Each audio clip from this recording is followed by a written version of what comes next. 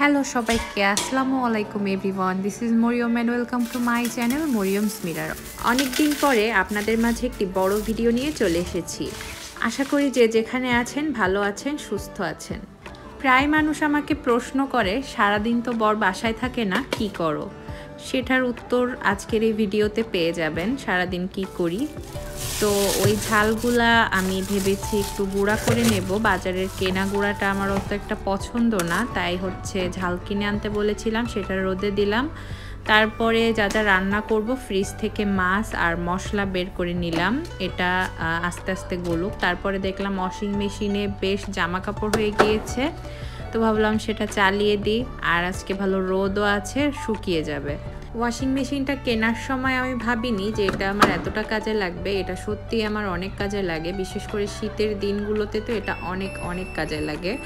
আপনারা যারা কিনবেন ভাবছেন তারা কিনে ফেলতে পারেন অনায়াসে, এটা বেশ কাজের জিনিস। তারপর হচ্ছে বিছানার এই অবস্থা ছিল। মমিনুর কিন্তু সকালেই অফিসে চলে গিয়েছে, এখন আমি বাসায় একা আছি, তো বিছানাটা গুছিয়ে নিলাম। বিছানা গোছালে আমার মনে হয় আমার সংসারের অর্ধেক কাজ হয়ে গিয়েছে।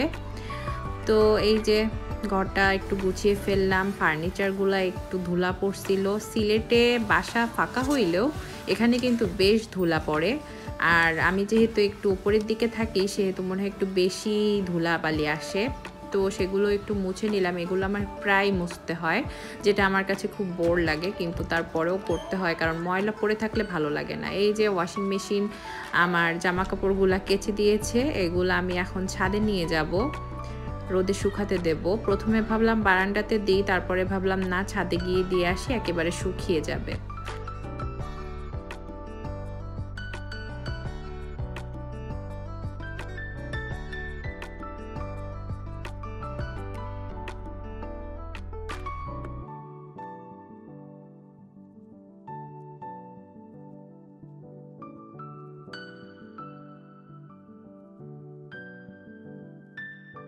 ছাদে জামা কাপড়গুলো মেলে দিয়ে এলাম, তারপরে এবার হচ্ছে রান্না করে নেব। আমি আগের দিন বটেশ্বর বাজার থেকে টক পালং পেয়েছিলাম, সেটা নিয়ে নিলাম। সিলেট শহরে এই টক পালংটা পাওয়া যায় না, কেন জানি না, আমার এটা খুবই প্রিয়, কিন্তু এখানে পাওয়া যায় না, তো সেটা রান্না করে নিয়েছিলাম। আমি এটা আগে কখনো রান্না করিনি, ফোনে আম্মুর কাছে শুনে নিয়েছি কীভাবে রান্না করব, সেভাবেই রান্না করছি। শীতকালে এমনি পালং শাক আর এই টক পালং আমার দুইটাই খুবই প্রিয়, বেশ ভালো লাগে। এই যে শেষে এটা একদম একটা চাটনির মতো হয়, খেতে বেশ ভালো লাগে। তারপর ভেবে রেখেছি কই মাছ দিয়ে আজকে একটু তেল কই বানাবো, এটা একটা ইন্ডিয়ান রেসিপি।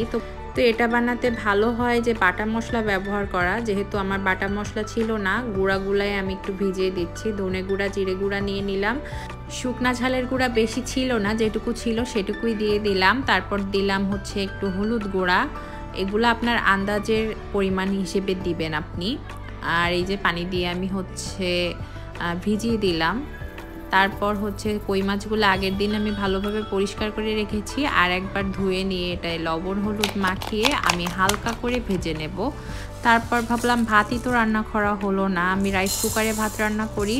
আগের দিনের অল্প একটু ভাত ছিল, ওতেই একেবারে চাল দিয়ে একেবারে দিয়ে দেব ভাবছি। তো এই মাছ ভাজার জিনিসটা আমার খুবই ভয় লাগে, তেলে দেওয়ার পর এক হাত দূরে সরে যায়, তো তারপরেও কেয়ার করে দেবে আমার কাজ, আমার কাজ তো আমারই করতে হবে। এটা একদম হালকা করে ভেজে নেব, জাস্ট 2 মিনিট ভেজে নেব এপাশ ওপাশ করে।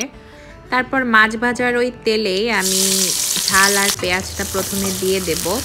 এটা একটু তেলে ভালোভাবে ভেজে এতে আদা রসুন বাটা দিয়ে দেব। আদা রসুন বাটাটা আমি সবসময় এভাবে বেটে রাখি, ফুরিয়ে গেলে আবার বাটি। আসলে আমার রান্না দেখে রান্না করতে হবে এরকমটা না, আমি যা করি সেটাই আপনাদের সাথে শেয়ার করি, কারণ আমি কিন্তু রান্না সম্পর্কে আদৌ কিছু জানি না। তারপরে হচ্ছে যে মশলাটা ভিজিয়ে রেখেছিলাম সেটাই এখানে দিয়ে দিলাম। তারপরে এটা মশলার সাথে খুব ভালোভাবে কষিয়ে নেব আমি। একেবারে কষিয়ে যখন উপরে তেল উঠে যাবে তখন আমি ভাজা মাছটা এতে অ্যাড করব। তারপর ভাবলাম বাসায় তো টমেটো আছে, এটাও দিয়ে দিই, খেতে আরও মজা লাগবে। তারপরে টমেটোটা দিয়ে দিলাম। টমেটোর কথা আমার আগে থেকে মনে ছিল না, হঠাৎ করে মনে আসায় দিয়ে দিয়েছি। যাই হোক, তারপরে এভাবে তেল উঠে গেলে আমি মাছগুলো একে একে এতে অ্যাড করে দিব। আসলে বাসায় প্রতিদিন যে একই রকম কাজ থাকে এরকমটা না, এক এক দিন এক এক রকম কাজ থাকে, কোনো দিন আবার হয়তো বা কাজ থাকেও না, এরকমটাও হয়।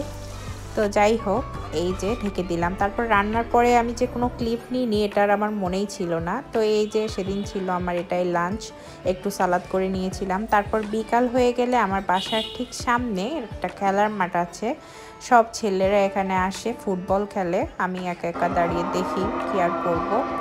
তারপর সন্ধে হয়ে গেলে মমিনুর বাসায় আসলো, এর মধ্যে বসে বসে ফোন চালিয়েছি, আর কিছু করিনি। তারপর ভাবলাম যে একটু কফি বানিয়ে নিই, দুইজন মিলে একসাথে খাবো আর গল্প করব।